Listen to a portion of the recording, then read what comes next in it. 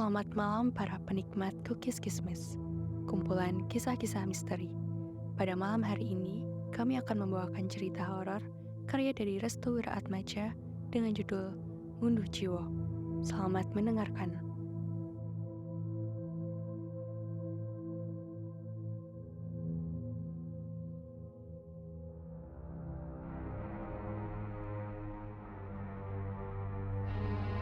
Jadi, itu demit manten. Hus, jangan kenceng-kenceng ngomongnya. Nanti anak saya tahu. Ibu nggak apa-apa kan? Ibu baik-baik aja, Nak. Ibu Sri pun mengantarkan mereka semua menuju ke dalam rumah. Namun, dirinya masih merinding. Sejenak, Ibu Sri pun terdiam sembari menatap kamar Tini. Bu, ada apa? Aku tahu apa yang kamu takuti saat ini. Orang Jawa bilang, kalau kamu takut pantangan, maka kamu juga akan merasakan hal itu. Monggo, silahkan disantap makanannya. Bunda Melati membuka tas, kemudian mengambil sebuah kantong plastik yang berisikan bunga melati. Cemilannya di waktu pagi adalah bunga melati dan juga kopi hitam.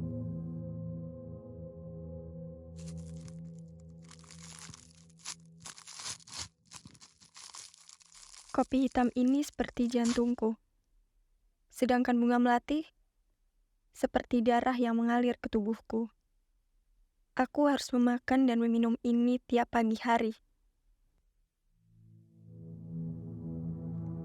Selagi Bunda Melati menyantap hidangan, Ibu Sri pergi ke bagian belakang untuk menuju ke kamar mandi.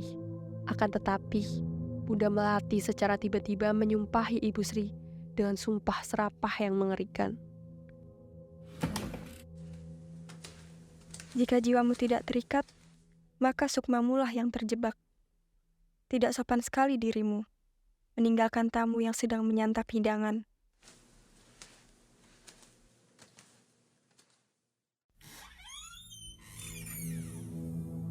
Ibu Sri tidak mengindahkan perkataan tersebut.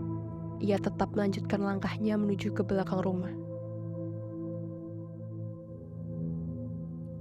Bunda, tolong tarik sumpah serapah itu. Kan Ibu Sri juga akan jadi mertuaku nanti. Kamu salah, anakku. Hidupnya nggak akan lama lagi. Untuk apa kamu mempertahankannya? Pada saat Bunda Melati tengah memperhatikan kamar Dini, tiba-tiba pandangan Bagus menuju ke arah yang sama. Dan benar saja, pintu kamar Dini terbuka dengan sendirinya. Lalu, terdengar suara gemerincing.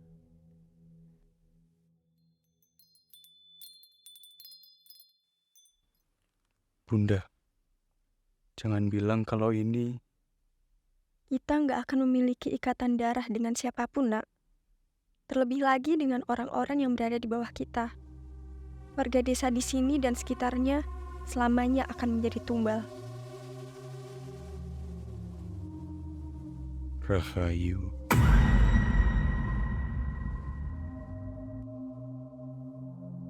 Dari kamar Dini, terlihat dengan jelas jari jemari dengan kuku-kukunya yang panjang dan runcing, disambut dengan suara gemerincing gelang.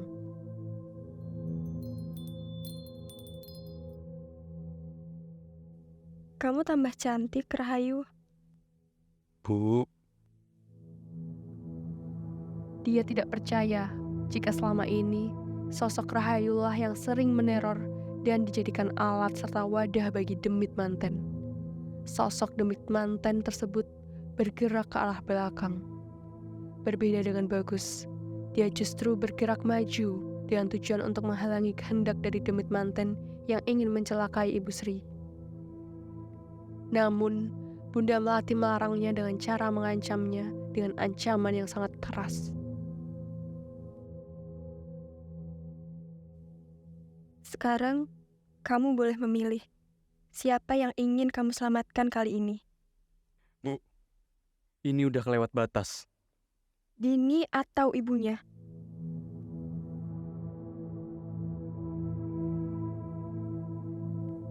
Bagus pun terdiam. Ia bahkan tidak bisa mengatakan apapun untuk memilih pilihan yang diajukan oleh ibunya sendiri. Sementara itu, Pak Sumardi dan Ibu Sumi menuju ke salah satu rumah warga. Dia berkeinginan untuk menanyakan terkait siapa warga yang nantinya akan dinikahkan oleh seorang pria kaya dari desa sebelah. Namun, sudah beberapa rumah warga yang ia kunjungi, tak ada satupun warga yang mengetahui terkait hal tersebut. Dan pada tiba saatnya, ketika mereka berdua menemui seorang wanita tua yang sedang menyapu halaman.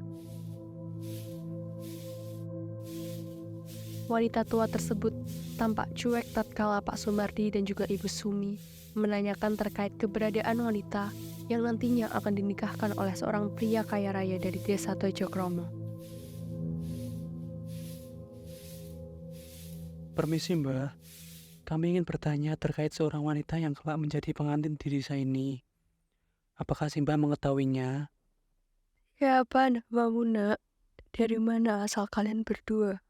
Ada perlu apa kalian datang ke sini? Nama saya Sumi. Ini suami saya Sumardi. Kami berdua adalah seorang lebe yang mengurus terkait pernikahan dan kematian orang-orang yang ada di desa Tejokromo. Kalian lebe dari desa sebelah. Bener, Mbah. Namaku Suryani. Panggil aku Mbah Sur. Baik Mbah Sur. Sopo sing dadi ngunduh jiwa selanjutnya? Ibu Sumi dan Pak Sumardi pun hanya dapat terdiam dan menanyakan apa yang dimaksud dari ngunduh jiwa. Ngunduh jiwa niku nopo Mbah? Tidak ada jawaban yang terucap dari mulut wanita tua tersebut. Ia hanya memalingkan wajahnya. Mari masuk. Pak Sumardi dan Ibu Sumi pun mengikuti wanita tua tersebut. Setibanya mereka di dalam rumah, Ibu Sumi dan Pak Sumardi terkejut saat melihat dinding rumah tersebut. Hampir setiap dinding rumah tersebut dipenuhi dengan foto wanita cantik dan jelita. Pak Sumardi dan Ibu Sumi hanya memiliki satu pertanyaan. Di manakah wanita yang ada di foto tersebut? Mereka berdua kemudian dipersilakan untuk duduk. Sembari menatap foto-foto wanita tersebut, Ibu Sumi hanya terfokuskan pada salah satu foto yang sangat ia kenali. Foto tersebut adalah foto seorang wanita yang mengenakan pakaian pengantin dengan kedua tangan yang sedang menengadah ke arah depan. Ketika diteliti lagi, ternyata di bagian tangan tersebut terdapat beberapa buah bunga melati. Pak, Kenapa Bu?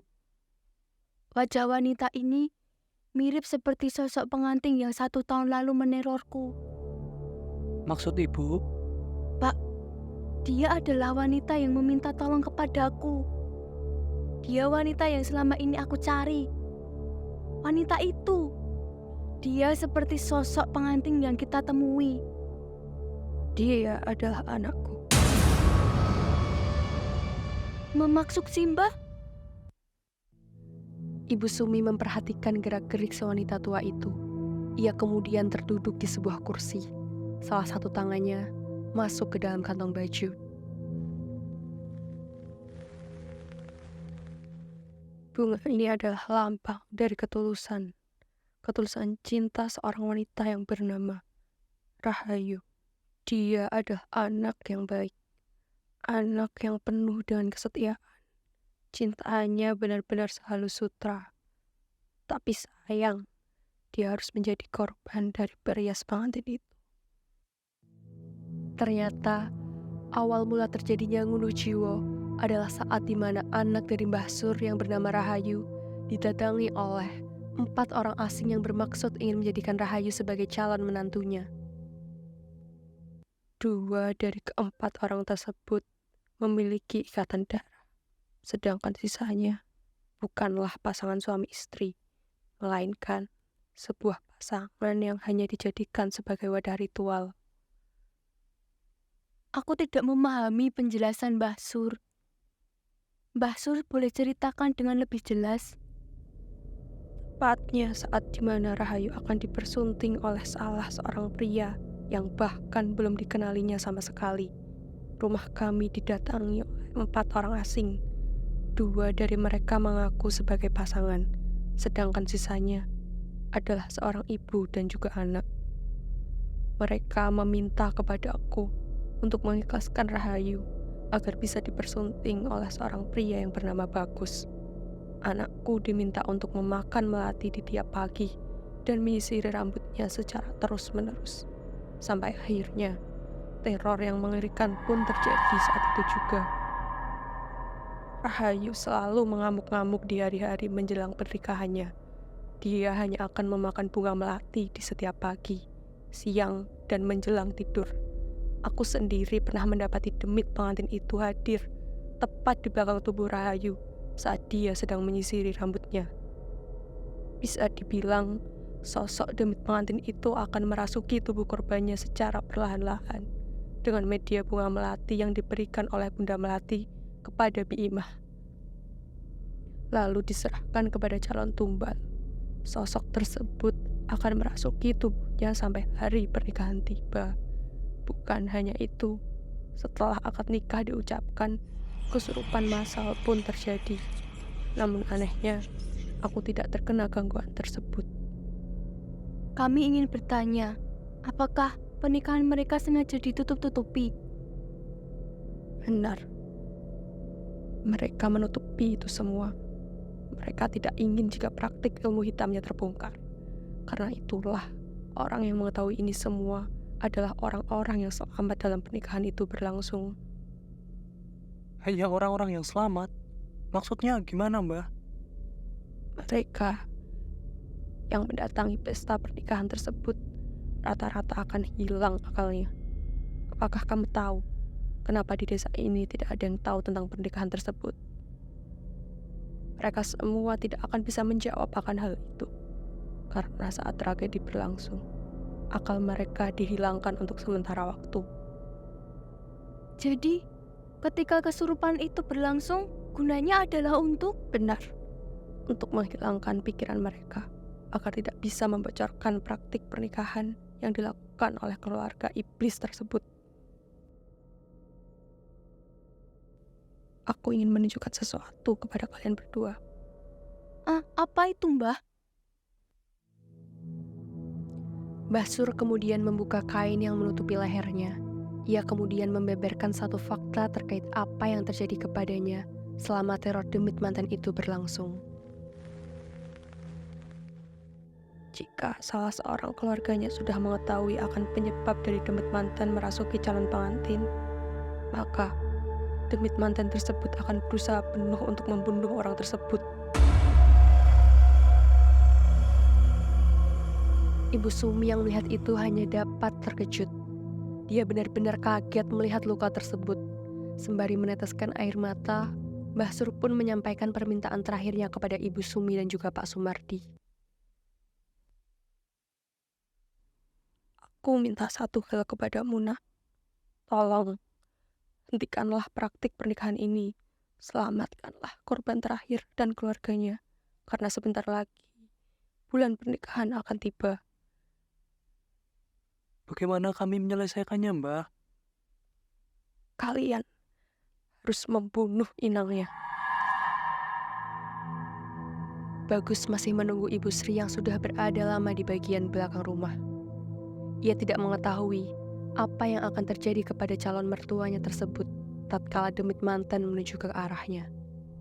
Tidak berselang lama, muncul seorang wanita tua yang sedang berjalan sempoyongan sembari memegangi lehernya yang sudah penuh dengan darah.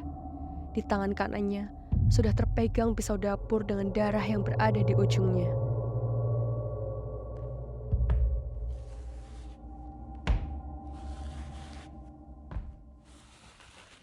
Ibu Sri. Jangan ke sana, Bagus. Tapi, Bu. Ibu Sri pun tiba-tiba terjatuh. Tubuhnya ambruk tepat di dekat kamar Dini. Saat tubuhnya ambruk, Bagus melihat dengan jelas ada sesuatu yang keluar dari tubuh calon mertuanya tersebut. Ternyata, Ibu Sri baru saja dirasuki oleh sosok demit manten yang menjadi peliharaan Bunda Melati. Bagus langsung meringsek maju ke depan untuk membantu calon mertuanya tersebut. Ibu Sri! Sebelum meninggalkan rumah Ibu Sri, Bunda Melati berjalan ke arah kamar Dini. Ia kemudian membuka pintu kamar Dini. Dia melihat seorang pengantin sedang merapikan rambutnya dengan menggunakan sisir yang sudah dilapisi dengan serbuk melati.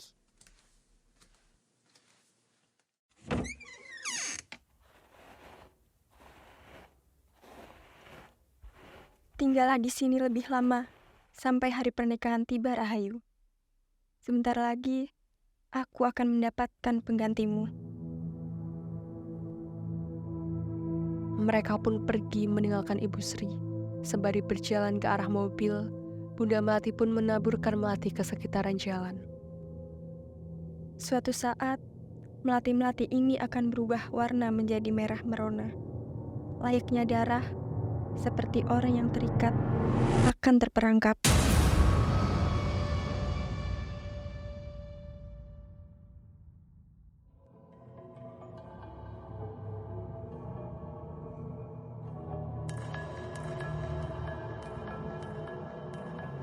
Sekian cerita mistis yang kami bawakan hari ini. Apakah yang akan terjadi di kisah berikutnya? Pantau terus Cookies Kismis untuk kisah selanjutnya. Kalian juga dapat membaca thread kisah horor ini di akun Twitter @restuwiraatmaja. Terima kasih sudah mendengarkan.